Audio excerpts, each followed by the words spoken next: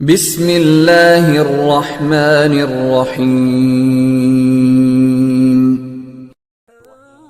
السلام علیکم دوستو، امید کرتا ہوں آپ سب لوگ خیریت سے ہوں گے۔ لاکھوں کروڑوں درود و سلام حضرت محمد صلی اللہ علیہ وآلہ وسلم کی ذات اقدس پر۔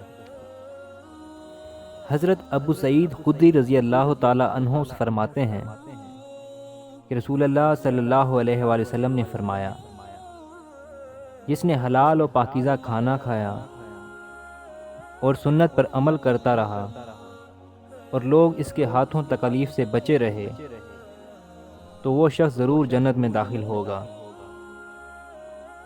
ایک صحابی کھڑے ہوئے اور کہا، اے اللہ کے رسول، آج کے زمانہ میں تو ایسے لوگ بکثرت موجود ہیں۔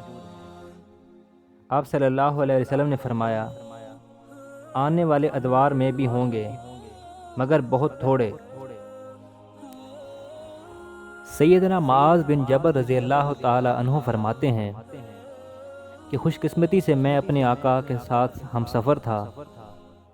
راہ چلتے چلتے میں نے ایک روز آپ سے عرض کیا، اے اللہ کے رسول، آپ مجھے کوئی ایسا عمل بتا دیجئے جو مجھے جنت میں داخل کر دے اور جہنم سے دور کر دے، یعنی ایسا عمل جس کے کرنے سے مجھے جنت میں داخل کر دیا جائے اور جہنم سے بچا لیا جائے۔ رسول کائنات صلی اللہ علیہ وآلہ وسلم نے فرمایا، اے معاذ، تم نے بڑی اچھی بات کی ہے، لیکن یہ آسان بھی بہت ہے جس کے لیے اللہ آسان کر دے۔ صرف اللہ کی عبادت کرو، اس کے ساتھ کسی کو شریک نہ ٹھہراؤ، نماز پنجگانہ قائم کرو اور سالانہ زکوٰۃ ادا کرتے رہو، رمضان مبارک کے روزے رکھو اور جب استطاعت ہو تو حج بیت اللہ ادا کرو۔